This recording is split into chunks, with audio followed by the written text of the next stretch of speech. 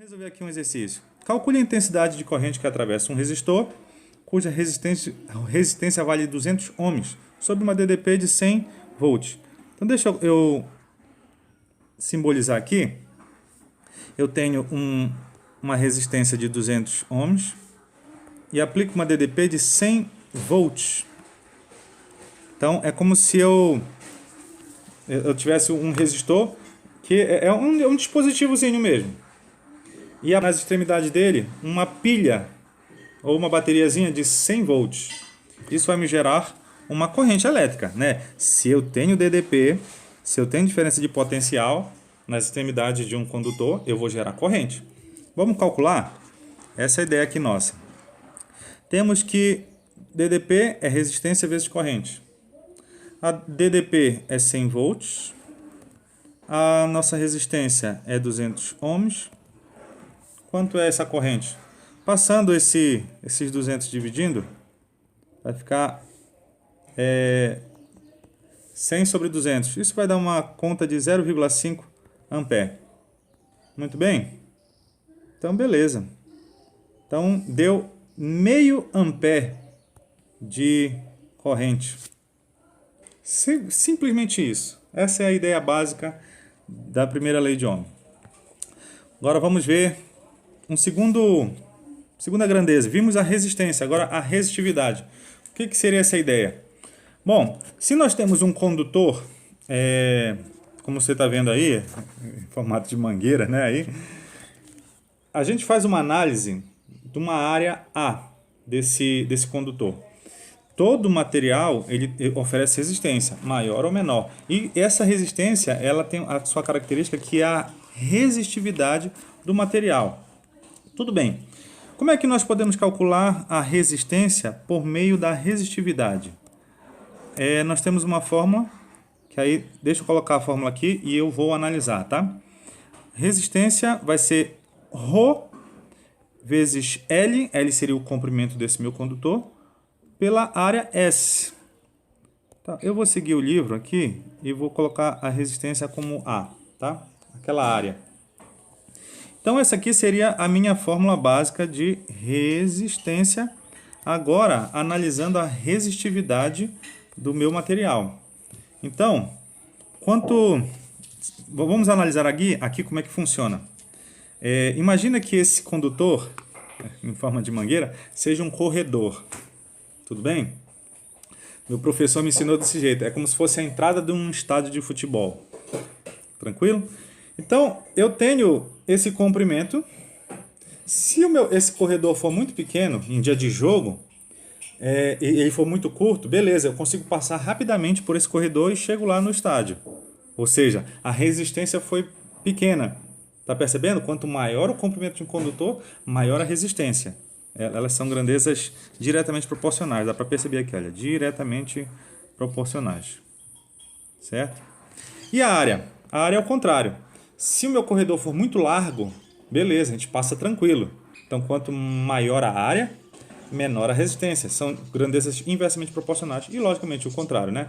Se a minha área, ou esse corredor, a largura dele for pequena, é muita resistência. Então, por isso que se a potência elétrica na sua casa for muito grande, ou de um equipamento, perdão, a seção, a área de um condutor tem que ser grande. Então, não vai inventar de ligar, sei lá, um aquecedor elétrico numa extensão com um fio fininho.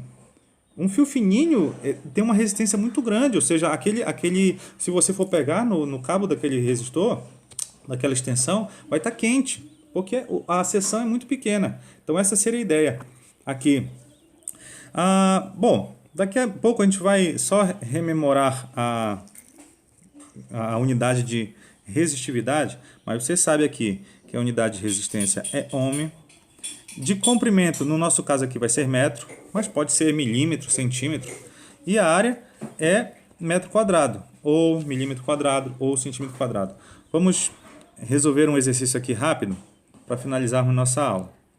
Aplica-se a DDP de 110 volts na extremidade de um fio de 10 metros de comprimento e seção transversal de área 2,2 milímetros quadrado. Sabendo que a intensidade da corrente elétrica que atravessa o fio é de 10 ampere, Calcule a resistividade. Beleza, então ele disse que a DDP é 110 volts. O comprimento dele é 10 metros. A área dele, da seção transversal, é de 2,2 milímetros quadrados. E tem uma corrente, atravessa uma corrente de 10 amperes. Ele pede a resistividade, o que ele quer o Rho. E é bom que a gente, com esse exercício a gente já vê qual é a unidade de resistividade.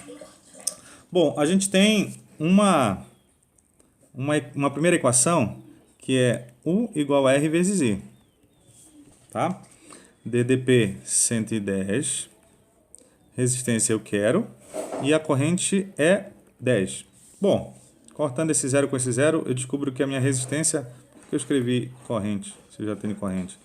A minha resistência deu 11 ohms. Então, essa é a resistência de 11 ohms.